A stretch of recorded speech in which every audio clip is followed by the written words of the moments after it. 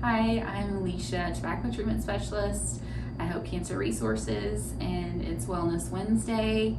We are going to talk about strategies on quitting tobacco. So, some different ways that you can go about that. I really enjoy talking with people about the strategies, and I think mostly because it can be really tailored to each individual, and just kind of figuring out what works best for you is super important in the process of quitting tobacco or quitting smoking. So I'm going to go over 3 different strategies. I'm going to kind of give just kind of the general gist of them, and just know that you can tailor them more to you based on your routine, your schedule, how much you use as far as tobacco, or which type of tobacco you use. So the first one I'm going to go over is just like the quit date. So a lot of people know of this or think of this as kind of going cold turkey maybe, but picking a quit date, and that's kind of a hard stop, quitting on that day. Typically what I recommend with that is thinking about the date. Think about something that is a date that may be important to you or have a special meaning. It could be your birthday, a holiday, or around a holiday, something like that. Or if you have like a lucky number maybe that you want to choose as your quit date. And then also think about, does the beginning of the month work better for you, or the start of a week? For some people, it's better for them to have their quit date on a weekend because they have a little bit more flexibility, or if work is really stressful, they may want to start at home so that they feel a little bit more comfortable or feel like they have a little bit more control over their day. And for some people, it might be better to do it on a work day when you have structure. So you kind of need to know what works best for you, and it might take some experimenting on what works best strategy wise, and then also even on picking a quit date.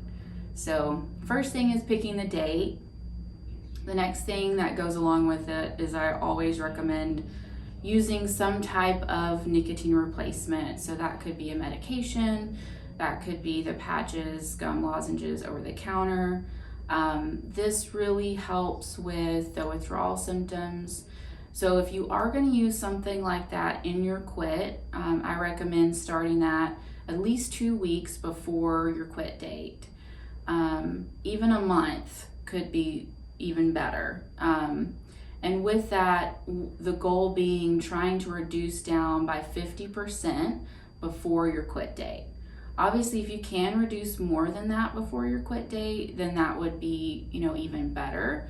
And I kind of think of this in the way of kind of a softer landing. And you can kind of think about it in, if you've ever seen like the crash test cars, dummies, whatever, where they have a car that like rams into a concrete building or concrete barrier.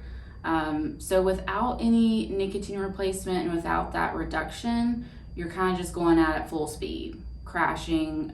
There's going to definitely be some damage, that kind of stuff to the car. So just knowing without the nicotine replacement and the reduction, there's going to be a bigger impact on your mood. The withdrawal symptoms are going to be more intense, all those things, versus having that reduction, having the nicotine replacements are going to kind of make that a little bit softer. It's still going to be uncomfortable. Your car might still be going like 10 miles an hour hitting it, but it's more of a bump, not so much of a huge impact.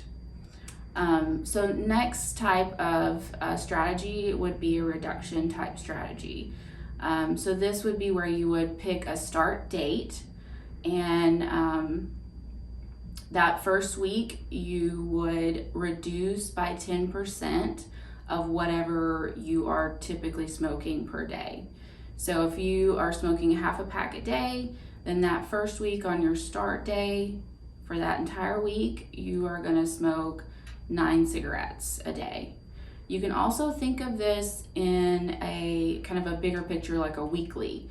So if you're smoking half a pack a day for the week, you would normally smoke 70 cigarettes. So for that week, to reduce 10%, you would have like 63 cigarettes for that week. So if you do have some fluctuation of some days I smoke more on the weekend, you can still make that work looking at it in a weekly type view. So each week you're going to reduce down 10% until you are quit. So you really kind of have to stick with it, making sure you kind of plan ahead each week and know how much you have for the next week, per day or per week. The next strategy is a scheduled reduction. So this is a little bit more structure, a little bit more rigid, if you will. So if you are the type of person that likes structure and really works well with that, then this type of strategy might work good for you. So this is where the first week, again, you'll pick a start date, and you will the first week not reduce any on your smoking, but you will schedule your smoking. So you have to be very specific, and you'll need to, plan ahead. So say if you get up and you have your first cigarette around 7:30 typically, you'll want to kind of schedule them off of your normal routine. So the goal is not only to reduce, but also to change some of those behaviors. So usually they say you'll do 1 cigarette on the hour, every hour, but depending on how much you smoke, that might not fit. So you might have to think about, how much I'm smoking per day, when I smoke, and like scheduling them for different times. So if you have your lunch, you normally go smoke a cigarette and then, eat and then smoke another one. It might be, okay, I'm going to take out that one. I'm only going to smoke one, right before I go back into work, not necessarily right after I eat. So just think about when you're smoking, scheduling it as best you can. So along with that, the next week 2, 3, and 4, you're going to reduce. So that first week, no reduction, just scheduling. Then 2, 3, and 4, you're scheduling, but you're also reducing. So you'll reduce each week by 1/3. So if you are smoking a pack a day, that first week you're going to smoke a pack a day. The second week you're going to smoke, I think it's 14 cigarettes per day. So you'll still have to think about, what cigarettes am I going to take out from my schedule. Once you have that first week schedule, it'll be easy to kind of pick cigarettes.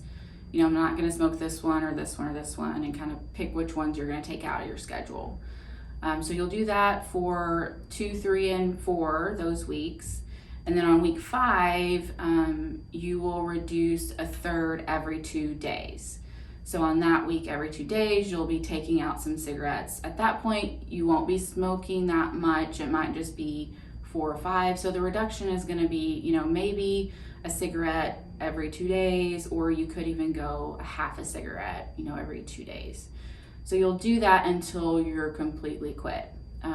So like I said, that's really good for someone who's pretty structured, or, kind of likes that structure.